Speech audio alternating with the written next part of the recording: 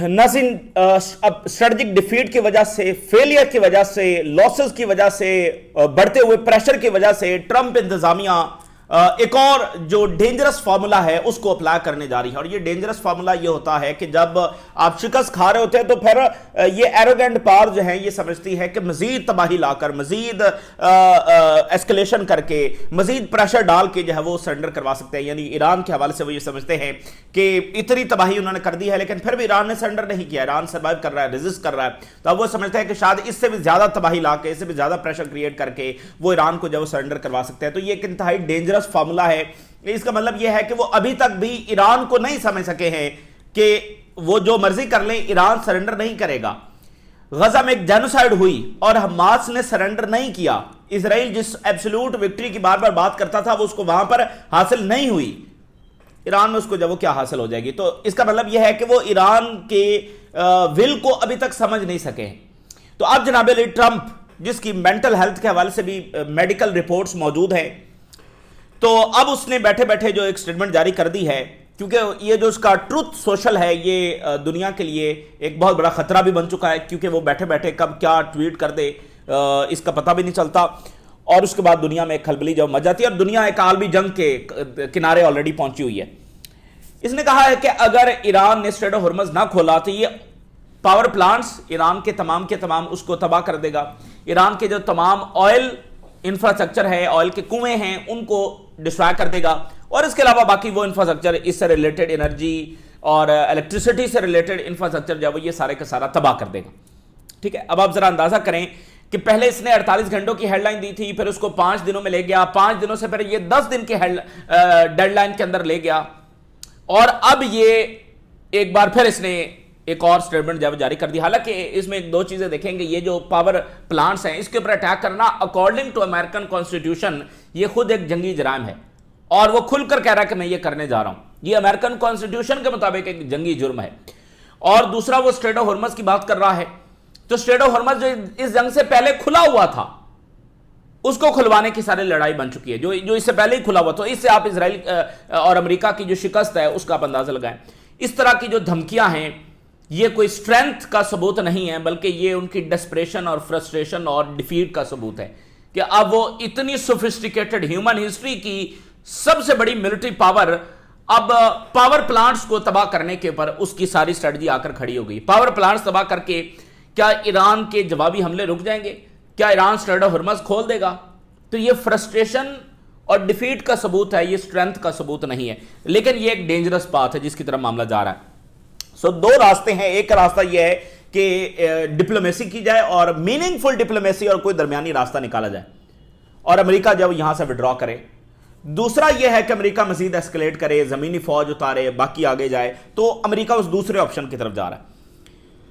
अच्छा, अब उधर जो गल्फ कंट्रीज हैं उन्होंने रशिया को मैसेज भेजा है कि अगर ईरान ने अमेरिकन बेसिस के ऊपर अटैक बंद ना किए तो फिर ईरान जब वो आइसोलेट हो जाएगा। अच्छा, गल्फ की भी अब जरा अप्रोच देख लें। उन्होंने अभी तक ईरान पर हमले की मजम्मत नहीं की। 1 लाख से ज्यादा सिविलियन टारगेट्स पर हमले हो चुके हैं, बमबारी हो चुकी है। लेबनान के ऊपर खौफनाक और इंतहाई अफसोसनाक बमबारी की जा रही है, उसकी मजम्मत वो नहीं कर सके हैं। लेकिन रशिया को मैसेज भेजा जा रहा है कि ईरान को रोको वगैरह ना, आइसोलेट कर देंगे। तो ईरान तो पहले ही आइसोलेट था, ठीक है ना। ये जो सारे मुल्क अमेरिकन बेसिस देकर बैठे हुए हैं, ये इजराइल के खिलाफ अमेरिकन बेसिस देकर बैठे हुए हैं। किसके खिलाफ हैं ये अमेरिकन बेसिस? ये जो इतना असलहा खरीद रहे थे, ये क्या इजराइल के खिलाफ खरीद रहे थे? ईरान के खिलाफ ही खरीद रहे थे। तो ईरान तो पहले ही आइसोलेट है, तो मजीद क्या आइसोलेट करोगे? और दूसरी बात यह कि अगेन रॉन्ग अप्रोच, इस नाजुक मरहले को हल करने के लिए फिर एक रॉन्ग अप्रोच कि धमकी उल्टा ईरान को, बजाय कि इजराइल को कंटेन किया जाए। इजराइल की जो अनकंट्रोलेबल रोग नेचर है, बदमाश नेचर है, बदमाश उसकी ताकत है, उसको कंटेन किया जाए, उसके सामने खड़ा हुआ जाए। नहीं, ईरान के खिलाफ एक रॉन्ग अप्रोच कि ईरान पर प्रेशर डालो। अच्छा, फिर ये रशिया को कह रहे हैं कि ईरान को रोको। दैट मीन्स कि ये तो फिर इस बात का भी इजहार है कि अमेरिकी मिलिट्री माइट ये ईरान के हमलों को रुकवा नहीं सकती। तो इसलिए अब रशिया को ये कह रहे हैं। उधर जनाब अली बहुत बड़े हमले ईरान और हिजबुल्लाह की जानिब से ज्वाइंटली इसराइल पर किए गए हैं। तल अवीव, हाइफा اور کوسٹل لائن کے پر باقی شہر اور بڑے سینسٹیو ٹارگٹز ہیں وہ براہ راست ہٹ ہوئے ہیں. آئل ریفائنریز کو ایران اور حزب اللہ کی جانب سے نشانہ بنایا گیا ہے اور وہاں سے ویڈیوز سامنے آ رہی ہیں. بہت بڑی تباہی دیکھی جا سکتی ہے, دھوئیں کے بڑے بادل جب وہ دیکھے جا سکتے ہیں. اور حزب اللہ کی جو گراؤنڈ کنفرنٹیشن اس وقت جاری ہے اس میں کنفرمڈ کیجویلٹیز ہو رہی ہیں. اسرائیلی فوجی مارے جا رہے ہیں, زخمی ہو رہے ہیں. اسرائیلی میڈیا بہت ساروں کی جو وہ تصدیق بھی کر رہا ہے. تو یہ تمام صورتحال آپ کے ساتھ شیئر کریں گے. سب سے پہلے آپ کے ساتھ شیئر کرتے ہیں جو ٹرمپ کی جانب سے تازہ ترین دھمکی سامنے آ رہی ہے. یہ 48-72 گھنٹوں کی جنگ کی کیلکولیشن کے ساتھ جو ٹرمپ اترا تھا. ٹرمپ وانس کے ایران اسٹریٹ آف ہرمز کو کھولے یا پھر اس کے تمام آئل ویلز, تیل کے کنویں, پاور سٹیشنز اور خارج آئلینڈ اس کو مکمل امریکہ ڈسٹرائے کر دے گا. خارج آئلینڈ آپ کو بتایا جہاں سے آئل ایکسپورٹ ہوتی ہے, پھر تیل کے کنویں, پھر پاور سٹیشن, یہ سارے کے سارے امریکہ تباہ کر دے گا. یہ اپنے آپ میں یہ اظہار کرنا یہ ایک جنگی جرم ہے. انٹرنیشنل لاء کی تو ظاہر کوئی ویلیو نہیں ہے, خود امریکن کانسٹیٹیوشن کے اندر یہ ایک کرائم ہے. I will completely destroy all power plants, oil wells and Kharaj Island in Iran if no agreement is reached. یعنی کہ اس کی آپ اس کی دماغی حالت کا اندازہ لگائیں کہ مذاکرات ہو رہے تھے اور مذاکرات پاسبل تھے, ایک ڈپلومیٹک راستہ موجود تھا, اس نے اس کو چھوڑا اور بمباری شروع کی. آج دھمکا رہا ہے کہ اگر ایران نے مذاکرات نہ کیے تو میں یہ کر دوں گا, جس کے بعد بھی نہ ایران کے جوابی حملے رکیں گے, نہ اسٹریٹ آف ہرمز کھلے گا, بلکہ یہ irreversible پوائنٹ پر معاملہ چلا جائے گا. دیکھیں نا, اگر یہ اتنا آسان ہوتا پاور پلانٹس پر آئل ویلز کے اوپر حملہ کرنا تو یہ کر چکے ہوتے. تو یہ ایک irreversible پوائنٹ ہے. یہ حملہ اگر کریں گے تو اس کا پھر جو رسپانس آئے گا ایران کی جانب سے, اور گلف کو یہ سوچنا چاہیے کہ یہ امریکہ ان کے فائدے میں یہ پالیسی لے کر آگے بڑھ رہا ہے. یہ اس میں کوئی گلف کا فائدہ ہے, کیونکہ ایران تو جواب میں پھر ان سب کا جو انرجی انفراسٹرکچر ہے اس کو اٹیک کرے گا, جن کی بیسز ابھی تک براہ راست ایران کے خلاف استعمال ہو رہی ہیں. ان کی بیسز براہ راست استعمال ہو رہی ہیں نا, امریکی فوجی موجود ہیں, وہاں سے میزائل فائر ہو رہے ہیں, وہاں سے ایئر فیول ٹینکر جو وہ فلائی کر رہے ہیں. تو یہ کوئی گلف کے فائدے میں یہ پالیسی. اور سوفسٹیکیٹڈ ملٹری پاور کہاں گئی؟ اب یہ تیل کے کنویں تباہ کرنے سے جی کیا ہو جائے گا؟ تو یہ صرف انتشار ہے, یہ صرف تباہی ہے, یہ صرف ڈسٹرکشن ہے. اس کا حل آخر میں کچھ بھی نہیں. اس کے بعد امریکہ کوئی فاتح نہیں ہوگا, بلکہ وہ یہاں سے اپنے مکمل خاتمے کے اوپر یہ دستخط کرے گا. اس کے بعد امریکہ کا مڈل ایسٹ میں کوئی چانس نہیں ہے, یہ بات ذہن میں رکھ لیں اگر اس نے یہ اقدام اٹھایا.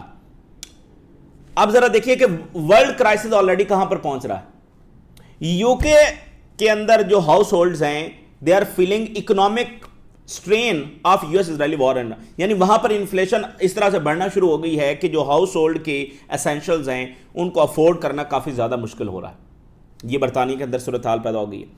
اور یہ آج رپورٹ سامنے آ رہی ہے کہ جو گندم کی قیمتیں ہیں وہ 4.2% اور پھلوں کی جو قیمتیں ہیں وہ 5.2% عالمی سطح پر بڑھ چکی ہیں اور مزید بڑھنے جا رہی ہیں. ٹرمپ کی جو بھانجی ہیں انہوں نے ایک ٹویٹ کیا ہے. انہوں نے کہا ہے کہ Donald is going to get regime change after all, but in America not Iran. Regime change تو ہوگا اس جنگ کے بعد, لیکن ریجیم چینج ایران میں نہیں ہوگا, ریجیم چینج امریکہ میں ہوگا. ٹرمپ صاحب کی امپیچمنٹ ہوگی اس جنگ کے بعد. اور کینیڈا کی ایک بڑی لیڈر ہیں, انہوں نے کہا کہ ہم جانتے ہیں کہ امن کا دشمن کون ہے, اینڈ انفارچونیٹلی اس کا ایک نام بھی ہے, and he is Israeli prime minister Nitin Yahoo. تو اس طرح سے آوازیں وہاں پر اٹھ رہی ہیں کہ امن کا دشمن کون ہے. لیکن آپ ویسٹ کی ہپوکریسی بھی دیکھیے, منافقت بھی دیکھیے. ابھی صرف ایک کرسچن لیڈر کو انہوں نے چرچ جانے سے روکا اور پورا ویسٹ اس کا غصہ دیکھیں, جو کہ ظاہر ہے کہ تمام اوائسی ورلڈ بھی اس اقدام کو کنڈیم کرتی ہے, اور وہ تو پہلے سے ہی ریزسٹنس اور ایران بتا رہے ہیں کہ اسرائیل سب کے لیے خطرہ ہے. لیکن لبنان پر بمباری, غزہ میں, ویسٹ بینک میں, ایران پر جو کچھ ہو رہا ہے, ہزاروں لوگ مارے جا رہے ہیں, زخمی ہیں, اس پر کنڈیمنیشن نہیں ہے ویسٹ کی. ایک لیڈر کو جانے سے روک دیا تو اس پر آپ دیکھیں, یعنی اس کا مطلب یہ ہے کہ یہ باقیوں کو انسان بھی نہیں سمجھتے ہیں. اگر نیتن یاہو 1% بھی یہی کام یورپ میں کوئی کر دے, یورپ کے خلاف 1% بھی کوئی کام کر دے جو کچھ وہ یہاں فلسطینی اور لیبنیز اور ایرانیز کے ساتھ کر رہا ہے, تو پھر آپ ان کی چیخیں سن لیں. تو اب یہ سکون سے بیٹھے ہوئے ہیں. لیکن بہرحال اب قیمت ان کو چکانا پڑ رہی ہے. ادھر سے رشیا اگلے 24 گھنٹوں میں گیس بند کر رہا اور انرجی سپلائی بند کر رہا ہے. اس کے بعد آپ دیکھیے کیا ہوتا ہے. میں آپ کے سامنے ایک انالیسز رکھتا ہوں اس تناظر میں. اب یہ جو ٹرمپ نے دھمکی دی ہے, بالکل تباہی ہو چکے, بالکل یہ شکست کھا چکے ہیں اور ایروگینس میں بس یہ مزید ڈسٹرکشن کی طرف بڑھ رہے ہیں. اس کے راستے کے اوپر ان کے لیے کوئی فتح نہیں. اب آپ یہ انالیسز دیکھیے کہ ٹرمپ نے کیوس پھیلا دیا ہے ویسٹ ایشیا میں, but Iran remains in shaken. Iran in shaken ہے, اس کو یہ ہلا نہیں سکیں, اور ایران کی جو اسٹریٹجک ریزیلینس ہے وہ بڑی ہے, اور ایران کے پاس جو لیوریج ہے وہ اور زیادہ بڑی ہے, اور ایران کے پاس یہ ٹول بھی آ گیا کہ کیسے وہ ورلڈ اکانومی کو ہلا سکتا ہے. پھر فورن پالیسی نے جو آج آرٹیکل لکھا ہے اس نے کہا ہے کہ اسٹریٹجک فیلئر ہو گیا ہے اور جو لاسز ہیں وہ امریکہ کے بڑھتے چلے جا رہے ہیں. کوئی کلیئر آبجیکٹو امریکہ کے پاس نہیں ہے, اور ڈاؤٹس ہیں یہاں پر, واضح ڈاؤٹس ہیں, شکوک و شبہات ہیں کہ کیا امریکہ کوئی واضح ریزلٹس اس جنگ میں حاصل کر سکے گا. تو کوئی یقینی بات نہیں ہے کہ اس میں کوئی واضح ریزلٹس وہ حاصل کر سکے گا. تو یہاں پر وہ ملٹری ایسکلیشن تو کر رہے ہیں, لیکن اس کے ساتھ کوئی کلیئر پولیٹیکل آبجیکٹو جڑا ہوا نہیں ہے. ایسکلیشن کر لیں گے تو پھر کیا ہوگا, جیسے اب یہ ادھر حملہ کریں گے, ادھر حملہ کریں گے, امریکی فوج اتر آئی جی ایرانی آئلینڈز کے اوپر, اس کے بعد کیا, اسٹریٹ آف ہرمز کھل جائے گا. سو ملٹری ایسکلیشن کے ساتھ کوئی clear political objective, political solution جب وہ جڑا ہوا نہیں ہے. صرف ڈسٹرکٹیو پاور جب وہ ڈپلائی کی جا رہی ہے, مطلب صرف ڈسٹرکشن کی جا رہی ہے, لیکن ان کے پاس کوئی پراپر پلان ہے ہی نہیں کہ وہ بیٹل فیلڈ کو ایک آؤٹ کم کے اندر کنورٹ کر سکیں. کچھ بھی نہیں, ٹھیک ہے نا, صرف تباہی ہے. سو جب امریکہ اور اسرائیل مسلسل ایران پر شدید بمباری کر رہے ہیں, اس سب کے باوجود وہ ایک ڈیسائسو ریزلٹس پیدا کرنے میں فیل ہو چکے ہیں. ایران کا جو ریزالو ہے اس کو کمزور کرنے میں فیل ہو چکے ہیں, اور بلکہ اس نے ایران کی طاقت کو اسٹیبلش کر دیا ہے کہ وہ ریزسٹ کر سکتا ہے اور ریٹیلیٹ کر سکتا ہے. تو یہ ہے بیسک انالیسز اب ان کی ایسکلیشن کے جواب. فارن پالیسی نے جب لکھا ہے, ادھر مصر کے صدر نے جو ہے وہ کال کی ہے ٹرمپ کو, اور اس کو کہا ہے کہ آپ ہی ہیں جو اس جنگ کو روک سکتے ہیں. اور نیو یارک میں کیا ہوا ہے, نیو یارک میں ایک فلسطینی ایکٹیوسٹ ہیں, ان کو اسیسینیٹ کرنے کا پلان بنایا گیا تھا ایک زائنسٹ کی جانب سے, اور اس کا پلان تھا کہ وہاں پر اس کو اٹیک کر کے وہ اسرائیل جب وہ فرار ہو جائے گا اس کو جب وہاں پر پکڑ لیا گیا.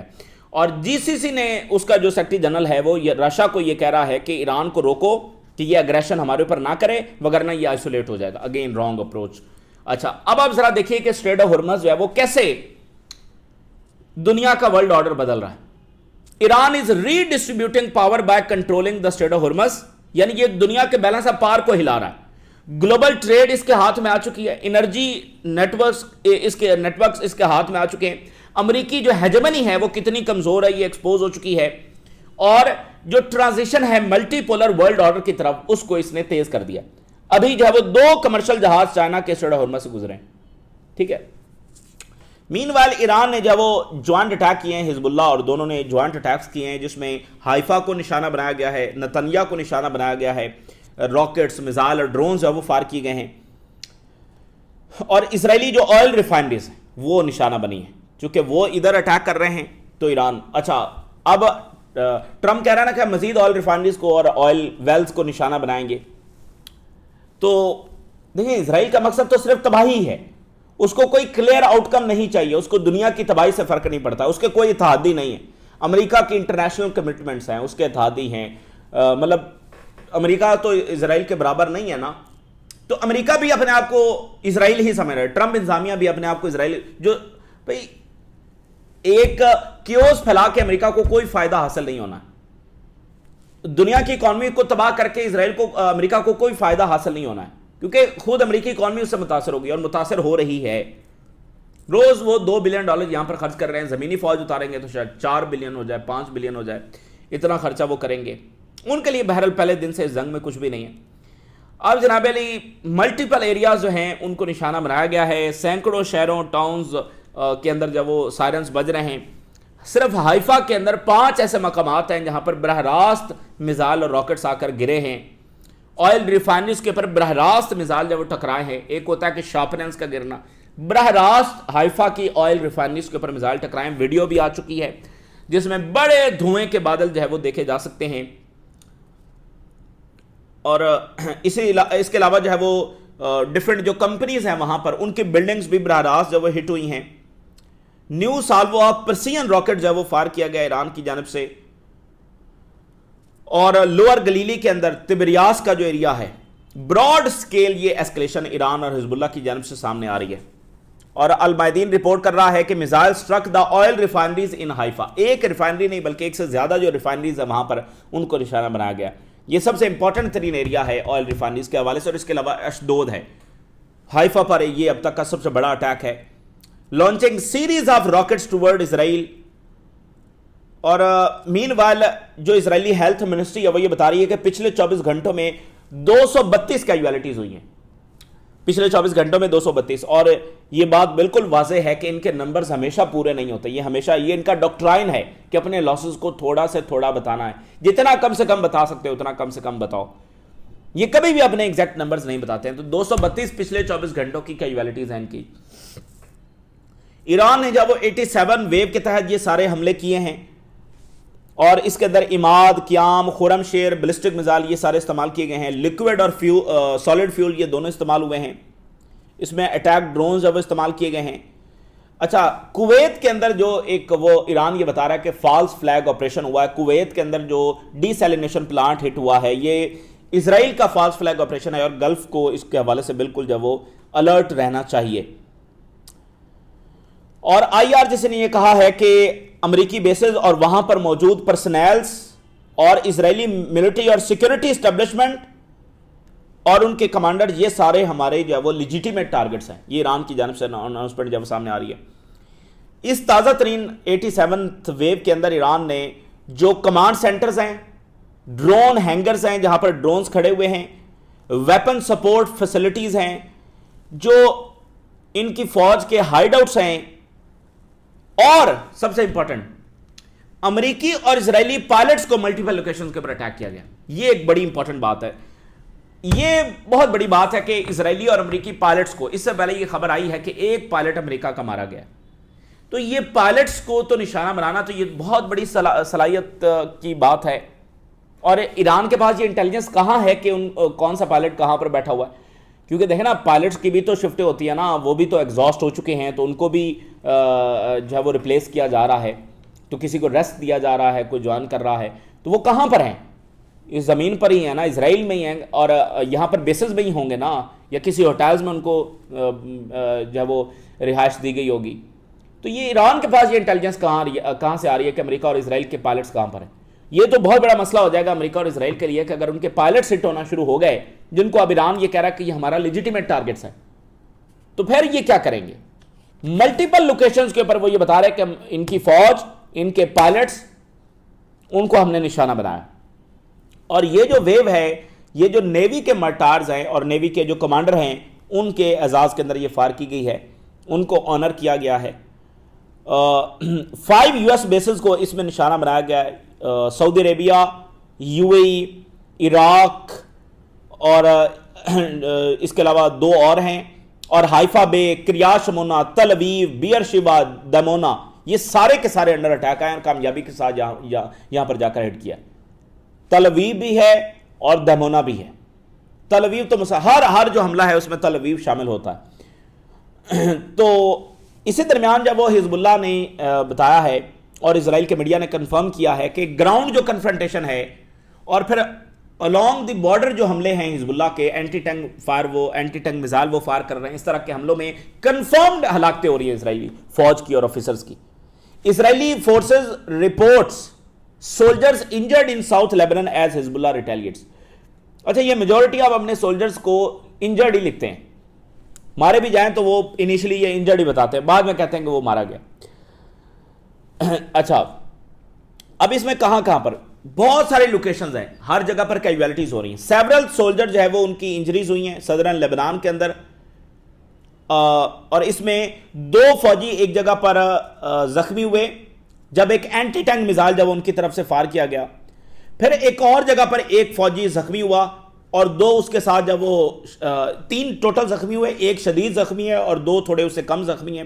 یہاں پر ڈرون جب ان کو آ کر ہٹ کیا. یہ دوسری لوکیشن ہے. تیسری لوکیشن کے اوپر کیا ہوا کہ ایک اسرائیلی فوجی جو ہے اس کی کیجویلٹی ہوئی، اور ایک چوتھی جو لوکیشن ہے گراؤنڈ وار کے اندر، وہاں پر ان کی کیجویلٹیز ہوئی. یہ اسرائیلی میڈیا کے کنفرمڈ رپورٹس ہیں، یعنی ملٹیپل لوکیشنز کے اوپر. اور یہ جو ہائفا پر اٹیک کیا، باقی جگہوں پر اٹیک کیا، یہ الگ ہے. یہ بالکل جو گراؤنڈ اٹیکس ہیں اور along دی بارڈر اٹیکس ہیں، وہاں پر یہ کیجویلٹیز ہو رہی ہیں. سو ایکچوئل نمبر میں be much higher because it's Israel well documented policy hiding its losses. یہ اسرائیل کی ویل ڈاکومنٹڈ پالیسی ہے کہ اس نے اپنے سارے نمبرز کبھی نہیں بتانے ہیں، تو نمبرز اس سے بھی زیادہ ہو سکتے ہیں. اور ماؤنٹنگ کیجویلٹیز، اسرائیلی میڈیا کے مطابق جو کیجویلٹیز ہیں وہ بڑھتی چلی جا رہی ہیں. ایک جگہ کے اوپر ایک اسرائیلی فوجی جب وہ مارا گیا اور 3 اور جب وہ زخمی ہوئے، وہاں پر راکٹ اٹیک ان کے اوپر کیا گیا. اور ایران کی جانب سے جو ریڈار سٹیشنز ہیں ان کو خاص طور پر نشانہ بنایا جا رہا ہے. مثال کے طور پہ اسرائیل میں اور یو ای کے اندر جو ریڈار سٹیشنز ہیں ان کو نشانہ بنایا گیا. اور جو سپریم لیڈر ہیں انہوں نے عراق کی جو سب سے بڑی شخصیت ہے سید سستانی، ان کا شکریہ ادا کیا ہے کہ وہ کس طرح سے انہوں نے کلیئر سٹانس ہے وہ لیا ہے. سید سستانی جو ہے یہ سب سے بڑی ریلیجیس اتھارٹی ہیں عراق کی، تو ان کا جو وہ شکریہ ادا کیا. یہ بڑا امپورٹنٹ ہے کیونکہ جیسے شیعہ سنی ہے نا، ان کو لڑوانا ایک موساد کی پرانی ڈاکٹرائن ہے، تو وہ شیعہ اور شیعہ کو بھی لڑوانا چاہتے ہیں، جس میں عراق کی جو ریلیجیس اتھارٹی اور ایران کی جو ریلیجیس اتھارٹی ہے اس کو آپس میں لڑوانا. یہ بھی ایک موساد کا ایک ڈاکٹرائن ہے. تو یہاں پر سید سستانی نے ایک بڑی کلیئر پوزیشن جب وہ لی ایران کے حق میں، اور کہا کہ یہ اگریشن ہے، یہ انلیجیٹیمیٹ وار ہے. اور آج ایران کے جو سپریم لیڈر ہے وہ ان کا شکریہ ادا کر رہے ہیں. یہ اس وقت کی تازہ ترین ڈیولپمنٹس ہیں جو آپ کے ساتھ شیئر کیا ہم نے. اللہ حافظ.